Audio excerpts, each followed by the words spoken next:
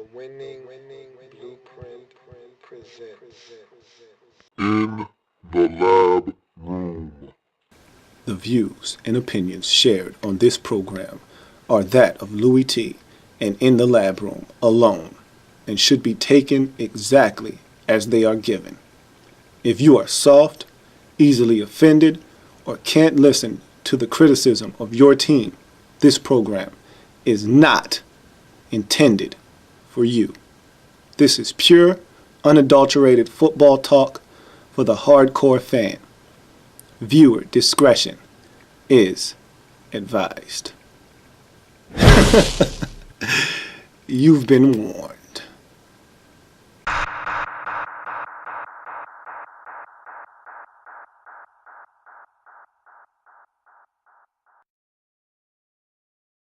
Welcome, you are in the lab room. I'm your host, Lou. Thank you for joining me. These are the lab reports, and today we'll be talking about the New York Football Giants on the lab report. And the New York Giants are a team that is constantly right around the postseason. They're a very consistent football team. They're very inconsistent, but they're a consistent football team when it's all said and done. Do they always get into the postseason? No. But they're always sniffing around the postseason, and we'll be talking about the Giants and what I think they'll be able to accomplish and how they'll need to do what it is they need to do to accomplish their ultimate goal of getting to the playoffs and having a shot at getting to the Super Bowl. So let's talk about their strengths to start off. You look at Tom Coughlin, and I think he's a definite strength.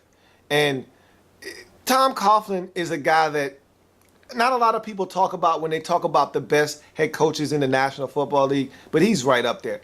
Tom Coughlin, I think, is a coach that demands a lot of his players, but if they listen to him, if they get the message before it's too late, a lot of times with the Giants, they don't get the message in that season until it's too late. They miss the postseason. When they get the message and they play consistent football and they're not banged up, they're a dangerous football team. We've seen the runs they go on at the end of seasons. We saw it in 2011. We saw it in 2007. And he's a guy that gets it done at the head coaching position. And I think this team is a reflection of Tom Coughlin. Say what you want about Tom Coughlin, but he's one of three coaches, and that's it. It's only three coaches active in the NFL to win multiple Super Bowl championships, and he is simply a winner. Even though the Giants have been a feast or famine team, Coughlin-led football teams have shown that when they get into the tournament, they are a very, very dangerous team. And so you can never discount a Tom Coughlin coached football team, and this Giants team is always in the mix. And a big reason why is because of their head coach, Tom Coughlin. He is definitely a strength for this football team. You look at another byproduct of Tom Coughlin, and this is what I'm talking about, a team being reflective of their head coach. The Giants were the second least penalized team on the offensive side of the football, as well as second least amount of penalty yardage resulting from those penalties. And so you look at Tom Coughlin, and yes, he's definitely a very meticulous head coach, as most head coaches are, but I think with Tom Coughlin, you get a little bit more emphasis on detail. I mean, Tom Coughlin is a stickler for attention to detail, as most coaches in the NFL most likely are, but I think he's a little bit more so. We all know the infamous on time if you're early, late if you're on time situation. And another byproduct of close attention to detail is being disciplined as a team. And offensively, the Giants did not beat themselves in 2012 as they kept the mistakes to a minimum on the offensive side of the football. And so, look, I say it all the time.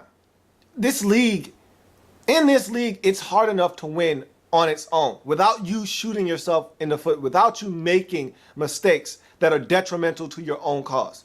If you can find a way to limit the mistakes, offensively, defensively, it doesn't matter. If you can find a way to limit the mistakes, especially the ones that are self-inflicted, like penalties, you give yourself the best shot to win football games. And the Giants did that offensively last season, and that's why they were one of the better offenses. That's why they were sniffing around the postseason once again, because they gave themselves a shot on the offensive side of the football by not making a lot of mistakes. And I think Tom Coughlin is a big reason why a lot of these guys did not make mistakes. He's not one to give a lot of chances to guys who are making mistakes, and they know that, and that's why they have to perform at such a high level. You look at another strength of this football team. The Giants were fourth in the turnover ratio in the National Football League, and that's a big stat for me. The turnover ratio. How do you take care of the football, and do you force turnovers of your own? Giants, again, offensively weren't into beating themselves, and so they put a premium on turnovers. Offensively, only committing 21 as the offense, yet the G-men forced quite a few of them, especially with Stevie Brown yanking down 8 INTs by himself. The Giants were able to force 35 turnovers, yielding them a plus 14 turnover differential. Good enough for fourth in the league, and I think that the Giants really used those turnovers the way you're supposed to. They took those turnovers and turned them into points most oftentimes. And when you do that, when you take the mistakes of other teams and use them against them, it's backbreaking.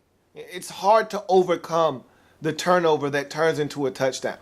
Those are momentum and game changers, and the Giants were able to change the momentum in games all season long.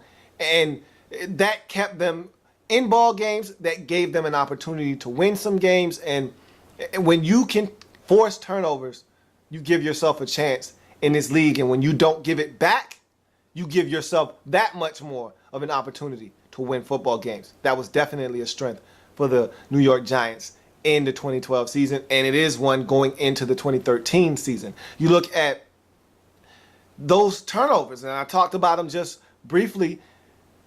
They had 21 interceptions, which had them tied for third in the league. That's another strength. Look, as a secondary in this league, a lot of secondaries weren't very good. But if you can force turnovers, I say this all the time, it's the great equalizer. Forcing turnovers gives you an opportunity to cancel out all of the wrongdoing you've done. And you could be a team that gives it up on the defensive side of the football. You're giving up chunks of yardage.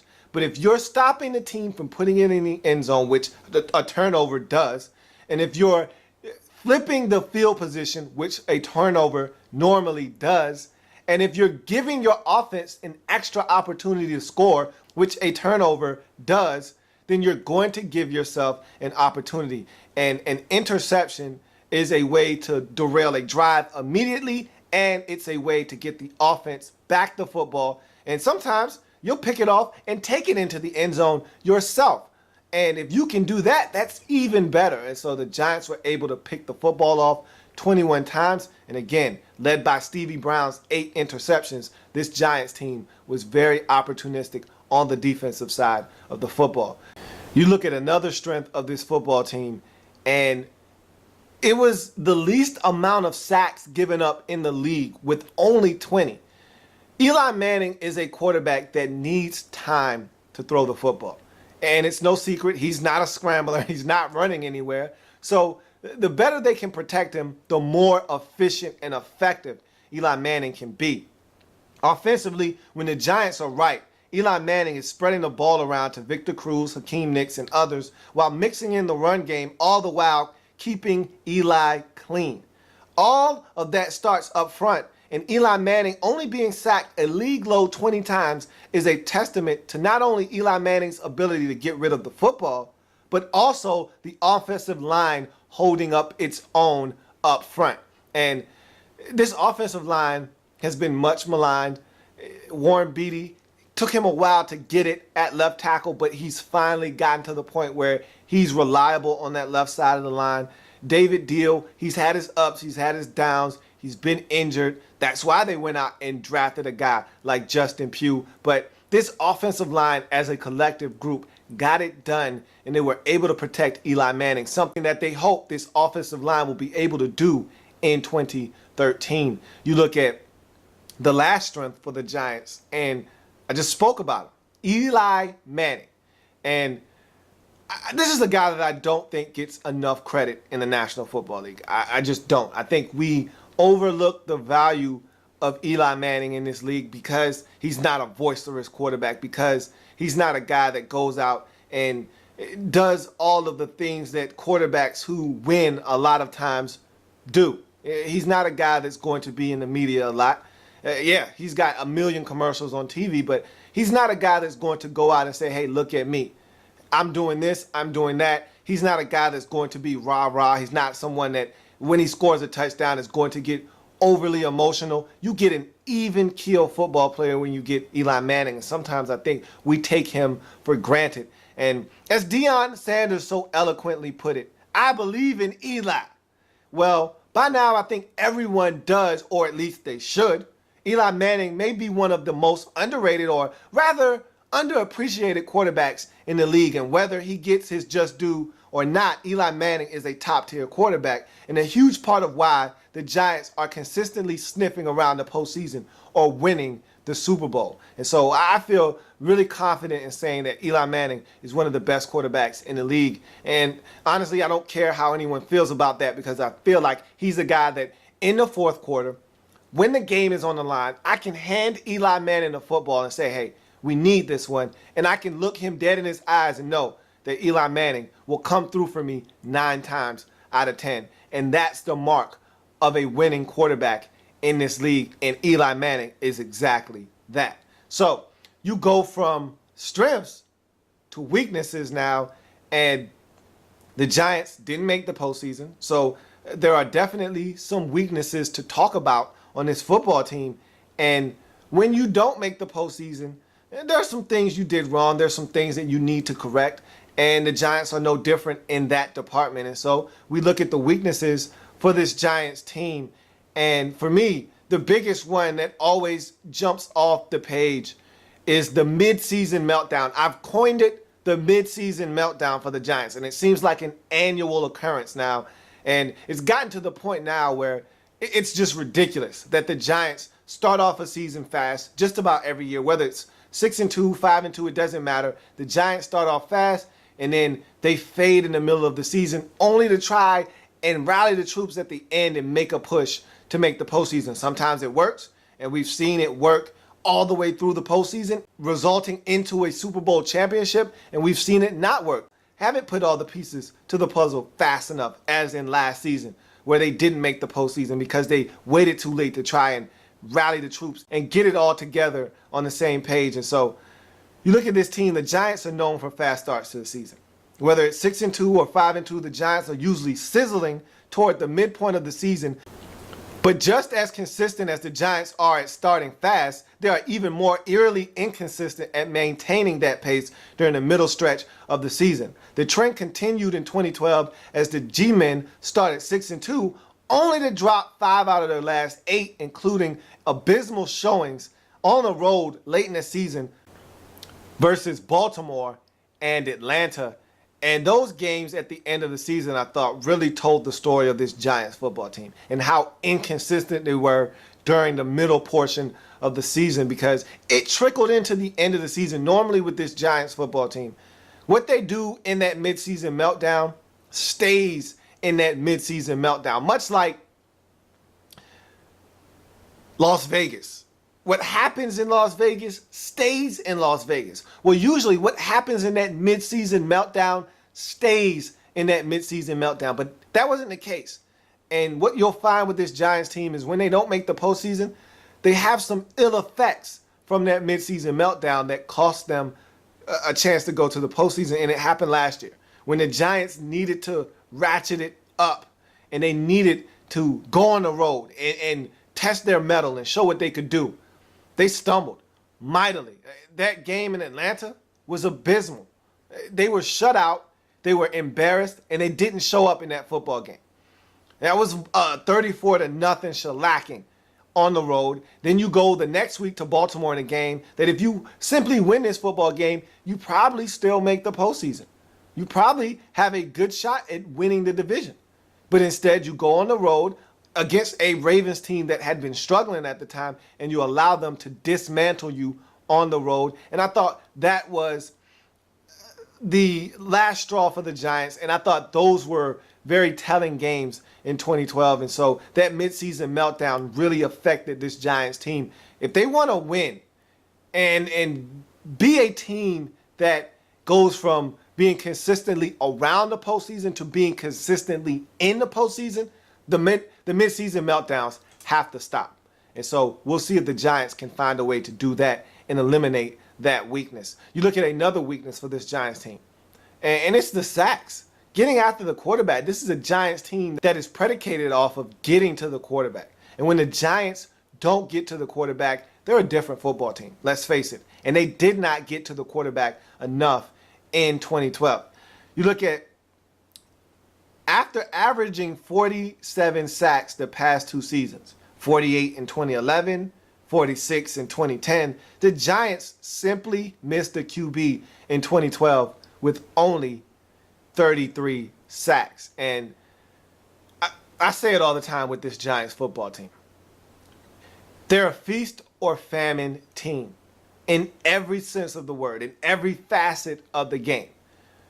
We looked at the Giants as a whole, and they're a feast or famine team. They're either really good or they're really bad. You look at the Giants getting to the quarterback. They're either really good, like they were in 2011 and 2010, or I won't say really bad, but 33 sacks in the grand scheme of things isn't all that great either. And so this Giants team has to get to the quarterback. They had a down year from Justin Tuck. They had a down year from Jason Pierre-Paul. O.C. Umenyiora was not himself, and they struggled. And so they got to get back to the basics. They have to get back to getting after the quarterback. You look at the next weakness of this football team, and you look at the next weakness of this team, and what are you doing? Look, man, you got to quiet down, all right? Chill out. You got to excuse me. That was just the elephant in the room called the Giants linebacker position. And that's the elephant in the room the Giants continue to ignore year in and year out. And I can't understand for the life of me why the Giants haven't addressed the linebacker position the way they need to, with a first-round pick or going out and getting a real difference-making free agent. They keep putting a Band-Aid on a position that needs surgery, and until they fix this linebacker position, they can't be a dominant defense. And so I look at this linebacker position for the Giants, and it's just average at best. And I'm probably being very generous and putting it very mildly, because I don't even think this linebacker position is any good for the Giants. They have a bunch of journeyman linebackers starting, players that on your football team you would be pissed off if they were starting on your football team, and yet the Giants are entrusting starting positions to these players. We'll talk about these players a little bit later, but if I were a Giants fan, I would be embarrassed at what I am putting on the field at the linebacker position, and until they address this position, it'll continue to be the elephant in the room. You look at this Giants team, and when you start talking about this defense, yeah, they struggled to get after the quarterback, but those linebackers didn't do their job in the run game. Those Giants linebackers weren't significant contributors in the passing game as well. And so when you look at this Giants team and the fact that they were 31st in defense yardage-wise per game, giving up 383 yards per game is hard to do in the National Football League. Essentially, you have to be equally bad at stopping the run and the pass. And for the Giants, 31st in pass defense and 25th in rush defense, hey, mission accomplished. The Giants were one of 5 teams in the NFL in 2012 to give up over 4,000 yards passing as a defense, and also were second worst in the league in giving up 40-yard plays or more in the passing game with 13. And look, you can't give up chunk plays like that. You can't give up an inordinate amount of chunk plays, because a lot of times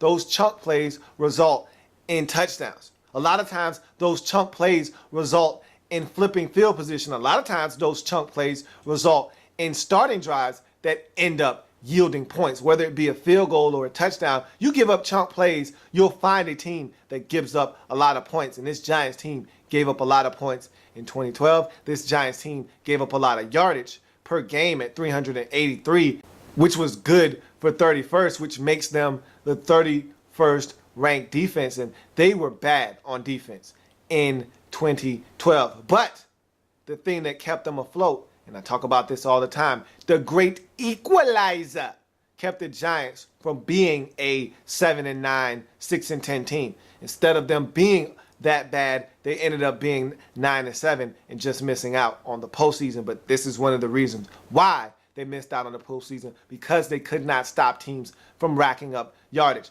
And look, I'll say this all the time until my face turns blue. I don't mind a team giving up yardage. You can go 20-20 all you like. If you want to have 467 yards of total offense, but you only want to score 20 points, I'm fine with that.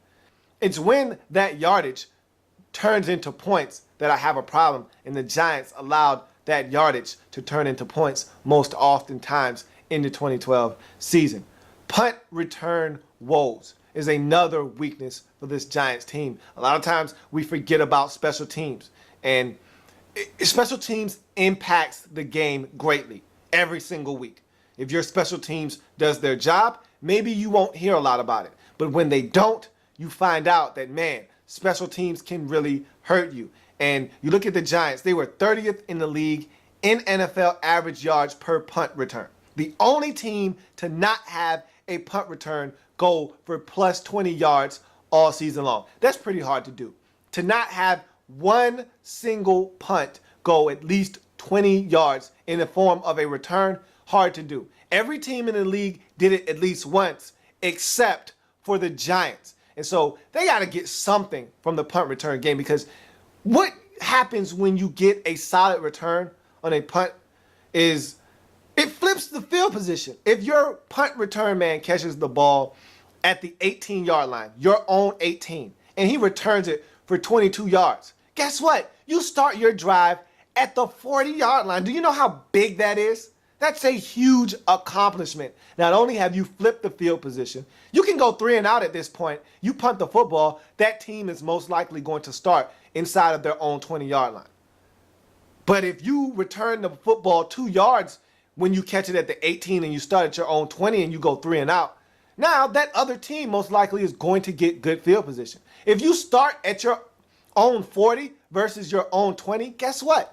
The whole playbook is open to you, because even if you make a mistake down the field and it's a pick, it's like a punt. Whereas you make a mistake at the 20, it could turn into points right away. And so there's so many different factors that go into having a solid punt return game, which the Giants did not in 2012, and they need to shore that up in 2013 to be a better football team. So you go to the next weakness of this team, and to me, it's not really a weakness, but I put it on this list because I simply don't know. And it's the running back position. And I think David Wilson has the potential to really do some big things in this league. I think he's a very dynamic player, has a lot of speed, a lot of agility. I'm anxious to see what he can do. But guess what? I don't know you, man. I don't know what you are. I don't know what you can do for a full season. And so from that standpoint, I don't trust you. I don't know you. Who are you? And so David Wilson has to prove to me that he isn't a weakness on this team, and that he is, in fact, a strength, or at least a guy that can carry the load like an Ahmad Bradshaw did for this team for many years. He can't fumble the football consistently. He has to do his job on third downs. And if he's not in the game on third downs, on first and second downs, he has to be able to carry the football and be a dominant force for this Giants team. I want to see, can he do that now that the keys to this Giants running game have been handed over to him? Can he perform at a high level? We will see. But until he does, the running back position is on my short list of weaknesses for this Giants football team. So we go from there to camp battles with this Giants football team. And when I look at this Giants team and all the camp battles, I talked about the linebacker position and how it's been the elephant in the room for the last 3 seasons or so, and how they need to be better at the linebacker position. And Tom Coughlin has come out and said, hey, this is the biggest and widest open competition he's ever seen.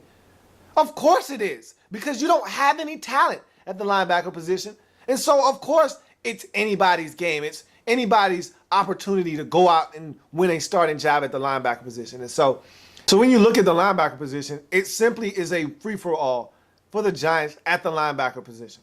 Weak side competition. In the driver's seat right now, Spencer Paysinger. In the passenger seat, Jaquan Williams. And I like Jaquan Williams. I think he's a solid football player. He's always injured, though, it seems like. So I think Spencer Paysinger is going to get an opportunity to be that weak side linebacker, the guy that they trust to be over the tight end, see if he can run around a little bit, do some things in the passing game. He's not a guy you want necessarily in that run game being a force, but outside, staying over the other team's tight end, I think he can keep up and do some things in that nature, maybe blitz a little bit and help the Giants in that capacity. We'll see, but I don't trust any of these linebackers, and that includes Spencer Paysinger. But you look at the middle linebacker position, and in the driver's seat right now, I believe, and this is a little bit of a surprise, because initially I thought Mark Herzlich was in the driver's seat. But watching preseason game number 2, Dan Connor, who I thought would be in that passenger seat, looks like he's taking over the wheel a little bit. And so this one is a toss-up. I'll be anxious to see who starts for the Giants in this Week 3 preseason game versus the Jets. If it's Dan Connor, then I feel like he's got this middle linebacker position nailed down. If it's Mark Herzlich, then I think the Giants feel good about Mark Herzlich. It's wide open. Neither of these guys to me is a difference maker. So honestly, I don't care which one they put in the game. They're going to get limited production out of this guy anyhow. And so good luck with that. Doesn't really matter. Either way, these guys are going to continue to battle for this position. And then you look at strong side, the competition at that strong side linebacker spot. In the driver's seat right now is Keith Rivers. And he's a guy that immense potential, always injured. Every time you think Keith Rivers is about to turn that corner, is starting to get it, he gets injured. And so I don't know what else to say about him other than he's injury prone. You look at the passenger in this competition, and it's Aaron Curry. And I could basically just repeat what I just said about Keith Rivers about Aaron Curry. That's why he's in New York. When you're drafted in the first round, as both of these guys were, and at this point in your career, you're a journeyman linebacker or a guy that can't really seem to nail a starting position down, there's a reason why. And for both of these guys, it's the same reason. They can't stay healthy. You haven't seen the potential that made these guys first round picks because they cannot stay healthy. And so I don't know what these guys bring to the table. I don't know if you can trust these guys as starting linebackers. But I guess the Giants feel comfortable going into a season with two guys that are injury prone, and so we'll see how that works out for the Giants. But it's been a struggle at the linebacker position, and I believe it'll continue to be a struggle for the Giants at the linebacker position in 2013. You look at right tackle, and this one is really easy. The Giants drafted Justin Pugh, tackle out of Syracuse, in the first round. They didn't draft Justin Pugh to be a backup. They drafted him in the first round to start. Well, David Deal took exception to that. He's not ready to sit down. And so he was in the driver's seat. He was going to start this season at right tackle. Pugh dealt with some injuries early on and wasn't able to get enough reps to make the Giants feel comfortable starting him at the beginning of the season. And I thought David Deal lost a lot of weight in the offseason. He had come in shape, and he was ready to rock and roll. And then in preseason game number 2, he breaks his hand. And now he's going to miss some time. And now Justin Pugh doesn't have an opportunity to sit and watch and gain experience that way. He's getting thrown into the fire. He's going to start this season at right tackle. And so this competition is essentially over because Justin Pugh is going to win it by default because David Deal went down with an injury and he won't be able to perform at right tackle. So now Justin Pugh is going to have to hold it down at the right tackle position. And ultimately this was going to happen at some point in 2013 anyway. The process has just been expedited by the injury to David Deal. So you go from camp battles to the rookie watch for the New York Giants. And I just talked about first round draft pick Justin Pugh, tackle out of Syracuse. He's going to start. We're going to see how he is able to hold it down at the right tackle position. Is Eli Manning going to be running for his life, or is he going to go down hard, Or will Justin Pugh come in and be the guy that they drafted in the first round, 20th overall? And will he be the guy that can protect on that right side and have Eli Manning being among the least sacked quarterbacks in the league once again in 2013? You look at second round pick, defensive tackle Jonathan Hankins out of Ohio State. And this Giants team, I talked about how bad they were against the run and how bad they were as a defense last year. And again, it starts up front. And the reason why they were bad against the pass, not enough pass rush. The reason why they were bad against the run, not enough beef and girth up front, not enough guys causing havoc and making a difference on this defensive line. They go out, they draft a guy like Jonathan Hankins that they believe can be in that defensive rotation at defensive tackle. He'll come in, he'll help them. We'll see what kind of impact Jonathan Hankins has on this football team. Third round selection, defensive end Demontre Moore, the monster out of Texas A&M. He's already had an impact in the preseason against the Steelers. He blocked a punt on special teams. He was virtually unblockable in that game. But hey, that was against second and third teamers, guys that won't even be in the league when this thing is all said and done. Let's see what Demontre Moore can do against first teamers, guys that are going to hold their ground. And so he dropped to the third round for a reason.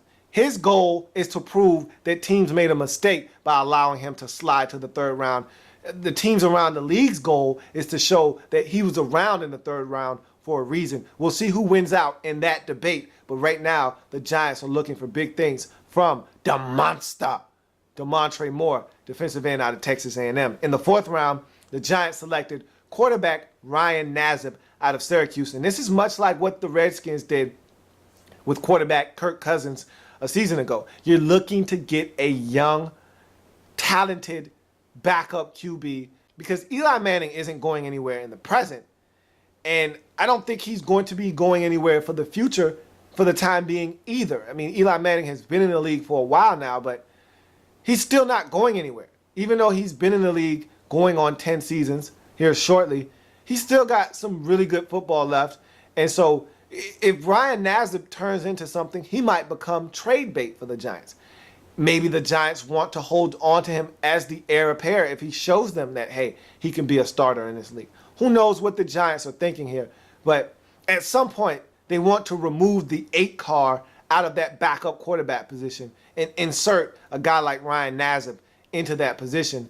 And the sooner they can do that, the better it will be for the Giants. You look at fifth round selection, safety Cooper Taylor out of Richmond. Guy has the utmost talent. He's big, he's 6'4", he can run, physical, just has to put the mental side of the football game together with his athletic gifts. And I think he can help this Giants team. Don't know if he'll be able to help them in his first season. Don't know if he's going to make this roster or if he's going to be someone that can contribute right away. But he's someone that, if he does make this roster, will help on special teams and will get opportunities to get in this game as the Giants definitely rotate their safeties. But if he does not make this roster and is on their practice squad, he'll be someone to look out for down the road, down the line, as a guy that could come in and potentially start at safety for this Giants football team at a later date and time. You look at seventh round picks, guard Eric Herman out of Ohio and running back Michael Cox out of Massachusetts. Guard Eric Herman probably won't make this team. Probably won't be on this active roster when this thing is all said and done. He'll probably be on the practice squad. You look at Michael Cox, running back out of Massachusetts, and it's a little bit different for him. He's a guy that the Giants really like. He's returning kickoffs right now, and he looks to be very explosive in doing so. And so I think he'll be on this roster. He'll help on special teams. And wouldn't be surprised if later on in the season, week 10, week 11, this guy is sneaking in carries and catching the ball out of the backfield on third downs as a guy that they want to put in as a change of pace. And I think Michael Cox has a bright future with the Giants. He's going to get an opportunity right away in 2013 to see if he can help this football team. So that's the rookie watch for the Giants. Now we get to the juicy part, the best part of the lab reports. Of course, I'm talking about the experiment. So I entitled this experiment, G-Men.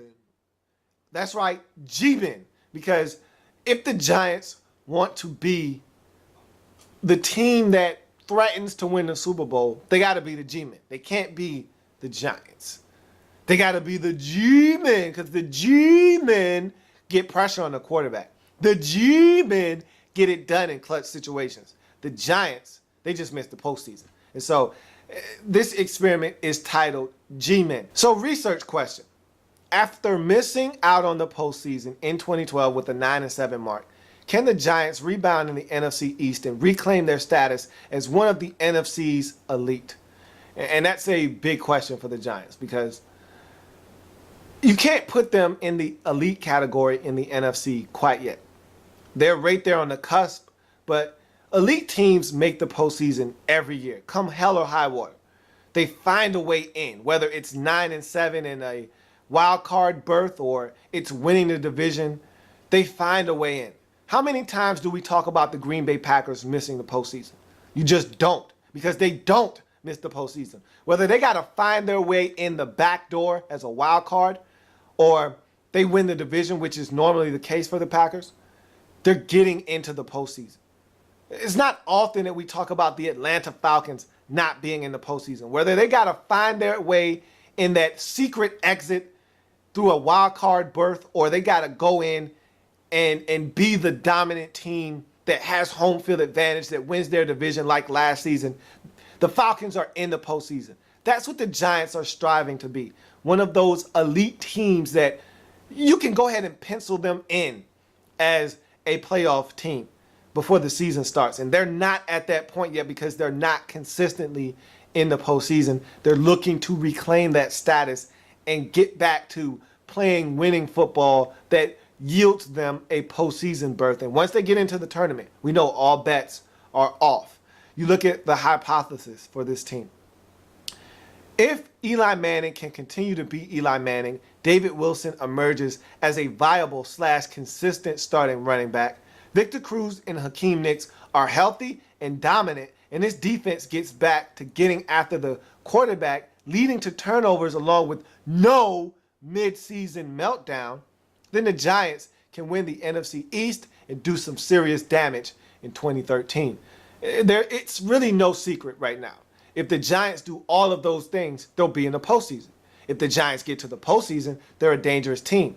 And that's all the Giants should be looking for at this point, is getting to the postseason and having an opportunity to do some damage once they get there. If they do those things, the Giants will not only win the NFC East, but the Giants will be in the postseason and looking to really put a dent in the postseason once they get there.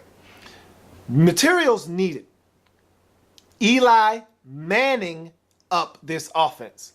And I don't really have to discuss this. I think Eli Manning is going to do exactly that. He's going to man up this offense. And so he's been a steady, calming influence on this offense and on this football team. And I think he'll continue to do that. He's not going to regress in this portion of his career. He gets it. He understands what he needs to do. He's a professional now. I mean, watching that first preseason game and the opportunities that he got, the Steelers come with a corner blitz in one instance, and boom, he hits a hot read to Ruben Randall on 3rd and 9 for about 16 yards. And he just understands the quarterback position now. He gets it. He gets an opportunity to hit a streaking Victor Cruz down the field, splitting double coverage, and he drops it right in a bucket. I mean, you can't breastfeed anyone any better than that, and he did that. And that's just Eli Manning in a nutshell. You make a mistake defensively, most likely you're going to pay for it, and Eli Manning has turned into one of those quarterbacks that you make a mistake, you're in trouble, and you're not going to get a second chance to rectify that situation. You messed up, you're going to pay for it. So I'm not worried about Eli Manning. Heal up Hakeem. Look, Hakeem Nicks has to be healthy. Victor Cruz needs to be healthy. He just injured himself. These guys have to be healthy, but more so Hakeem Nicks, because Victor Cruz has proven that he can be healthy. He's been healthy the last 2 years. He's went over 1,000 yards the last 2 years. Hakeem Nicks has not. He was banged up last year. He was banged up the year before, but the difference was 2 years ago, he was able to post career high numbers. Last year, he did not crack 1,000 yards. In fact, he only had over 600 yards receiving. That's not enough from Hakeem Nicks. He has to be healthy if this offense is going to be at maximum efficiency. He has to play. He has to be a difference maker on the outside, which will open up things for Victor Cruz and other guys on the football field. Salsa with extra cheese. And of course, I'm talking about Victor Cruz. He's got to be out there balling. And they can't afford for him to be banged up, and he is right now. They need Victor Cruz to work that slot. They need him to be a slot machine, really forcing the issue inside and being a mismatch nightmare against every team in the league every Sunday when the Giants play.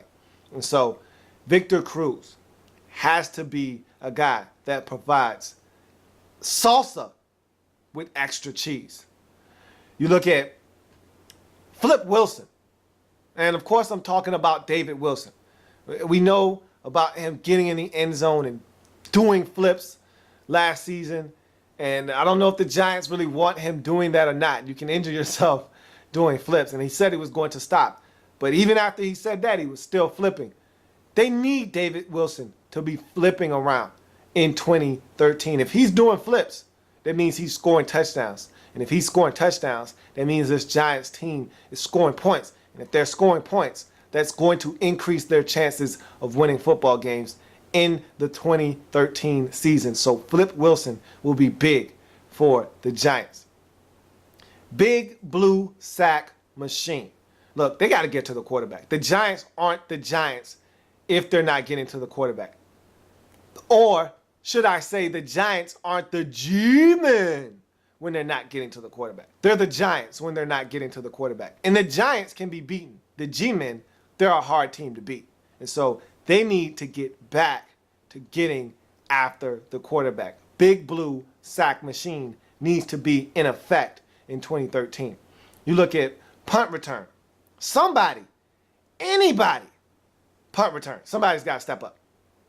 Somebody, anybody. The Giants will take any help they can get on punt returns. They can't be as abysmal as they were a season ago. Somebody has to step up and help this Giants team on punt returns. Secondary, stand up. This secondary was torched last season. Now, again, they came through with the great equalizer. But if it's not a pick, it was a touchdown last season. And it can't be that way. It can't be feast or famine. And I say that about the Giants all the time. It's either feast or famine. It can't be feast or famine in the secondary. You can't either give up a 40-yard touchdown or get an interception. You've got to be able to get off the field on third downs. You've got to be able to stop teams from putting together lengthy drives and ending up with a touchdown through the air in the passing game.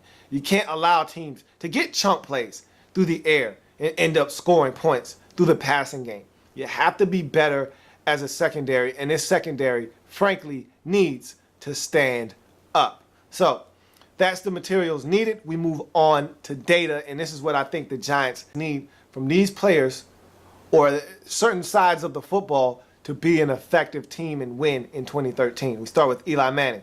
4,100 passing yards, 27 to 30 TDs, 13 to 15 INTs, and a 61% completion percentage.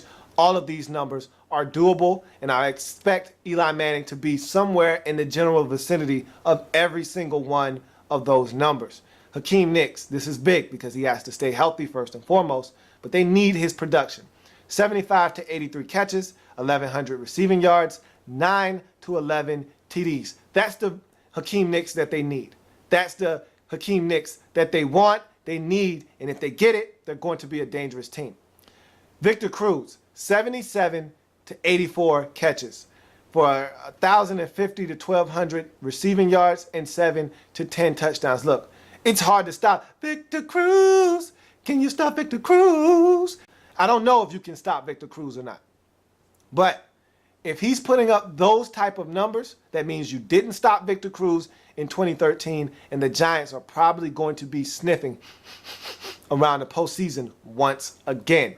You look at David Wilson, 220 to 265 carries for 800 to 1,050 rushing yards, 8 touchdowns, and the most important number here, 0 to 2 fumbles on the season, he cannot fumble the football. He has to take care of the football. His easiest way to find the bench and get in the doghouse of Tom Coughlin is for him to fumble the football. And so if he's holding on to the football, he'll get those carries, he'll get those yards, he'll probably exceed those yards if he has a big season. But I don't expect him to just burst onto the scene and get 1,400 yards rushing or 1,250. I expect him to take baby steps and integrate himself into this offense well. And if he has those numbers, he'll have a successful season by my standards. You look at Brown or Cox, and that's my way of saying the backup running back position is an enigma for the Giants. I don't know if both of those guys, and of course I'm talking about Andre Brown and Michael Cox, I don't know if both of those guys are going to jointly be backups, or if Andre Brown, who is the backup right now, is going to assume the role by himself, essentially. I don't know how they're going to divvy that up, but either Brown or Cox, to me, needs to have 90 to 135 carries for 650 to 825 rushing yards, 4 TDs, and 3 fumbles or less. Andre Brown has put the ball on the ground himself in the preseason, and so he needs to hold on to the football as well. And of course, rookie Michael Cox can't afford any mistakes, so he definitely doesn't have any leeway to fumble the football. Just ask David Wilson how that turned out for him last season when he fumbled in the opening game of the season against the Dallas Cowboys last season. Took him about 8 or 9 weeks just to get out of the doghouse. And so you don't want to go down that route with Tom Coughlin. They can't fumble the football. If those guys are effective, it'll help this Giants offense that much more. You look at the Giants defense. Forced 30 to 34 turnovers, 43 to 49 sacks. You got to get back to getting after the quarterback. 20.7 points per game given up. That's a very low number for a team that gave up a lot of points last season, but they need to bring that number down. If they can give up around 21 points per game, which 20.7 is right around, they can do that. The Giants will find themselves in a lot of ball games, and most likely they'll be winning a lot of football games because this offense is going to score more than 22 points per game. You look at 8 plays of 40 yards allowed on the season, and they gave up 13 in the passing game. That's not even counting the plus 40 plays they gave up on the ground. We're talking about just passing. They gave up 13. So to bring that number total down to just 8, that'd be huge for the Giants on the defensive side of the football. So now we go on to independent variable. And offensively, the running game needs to step up. David Wilson will be handed the keys to the Giants' running game, and with his speed and game-breaking ability, he could be the missing link for this Giants' offense. Also, it would be nice if Hakeem Nicks could stay healthy. Speaking of health, the return of Terrell Thomas from injury would be a welcome addition, along with Prince Amukamara having yet another year of experience under his belt. Coupled with the much-needed return of the Big Blue pass rush, the Giants secondary has to improve on their 31st ranked pass defense of 2012. Look, the independent variable is several things. The running game with David Wilson. We don't know what he's going to be, so that's a wild card. So is this Giants secondary. And if Terrell Thomas comes back, and all Giants fans are holding their breath, they're crossing their fingers, they're hoping that Terrell Thomas can stay healthy, and they haven't seen him yet, so they don't even know if a healthy Terrell Thomas is a good Terrell Thomas or not. But they're hoping he comes back healthy. They're hoping that this secondary is better, because if they get pressure on the quarterback, by default, this secondary will be better. But they went out, they got Aaron Ross. They're hoping he's going to help them at the cornerback position as well. This secondary has to be better, and they have to be able to run the football. Those are your independent variables. You look at dependent variable. This defense has to be much stouter overall. Conventional wisdom says that it's highly unlikely that the Giants will snag 21 picks to go along with 14 fumble recoveries in 2013. Being a much more consistent defense that isn't gashed in the run game or giving up chunks in the passing game will relieve this Giants offense that has been asked to keep it in overdrive to win football games. Simply put, if the Giants want to win in 2013, this defense has to be more consistent. You can't rely on just getting turnovers because you can't rely on turnovers every single week. Ask the Chicago Bears how that worked out for them last season. When the turnovers stopped, they couldn't get it done and they lost football games and they didn't make the postseason. You don't want to be the Chicago Bears of 2012. You want to make the postseason, you need to be more consistent on defense. And that's the dependent variable for the Giants. Being consistently good on defense, not relying on turnovers. Having this pass defense be better. And so by virtue of all of those things being better, this defense as a whole will allow this offense to not have to score 35, to not have to score 28, to not have to score 27 every single week to win. How about scoring 23 points and winning a football game? If the Giants score 23, most likely they're going to lose because this defense was giving up 27, 30 points on average every week. And so for this Giants team, if they can win a game 19-13, they'll take it. But this defense has to be able to stop teams from putting up gaudy numbers on the offensive end. And so that's going to be the dependent variable. So you look at the constant, and plain and simple, this one is easy. Tom Coughlin and Eli Manning. These guys have been the rock and the stabilizing force for this Giants franchise over the last 8 or 9 seasons, and nothing has changed. Coughlin is the guy on the sidelines that instills fear in everyone and gets everyone to play at a very high level and has them playing in a very structured manner.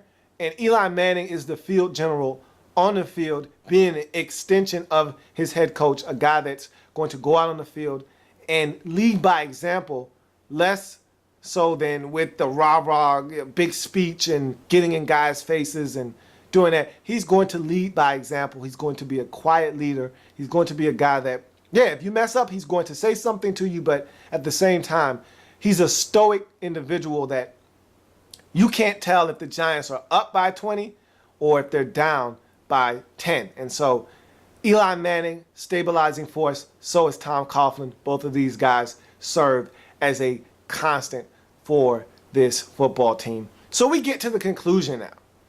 And the Giants are always around.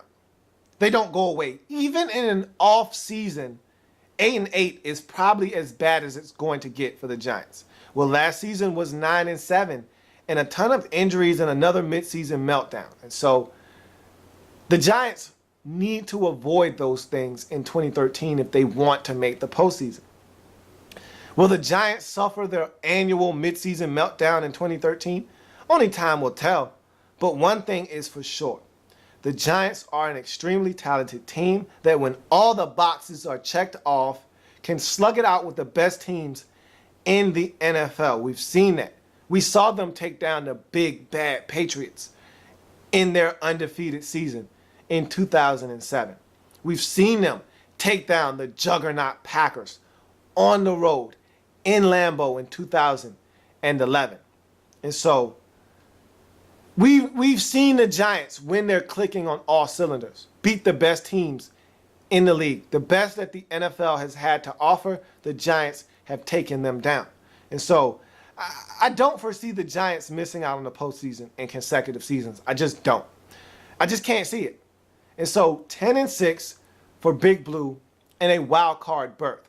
Now, that could easily turn into a division crown for them with tiebreakers. But right now, I see the Giants going 10-6 and making it to the postseason as a wild card. And for Giants fans, I think they'll take it any way they can get it, because if they get into the tournament, they're a dangerous football team, as they've shown over the last few seasons. And so that's going to do it for the Giants and their lab report. Join me next time when we'll be having a lab report on America's team, the Dallas Cowboys. So that's going to do it for me today on the lab reports. See you next time when we're talking Dallas Cowboys.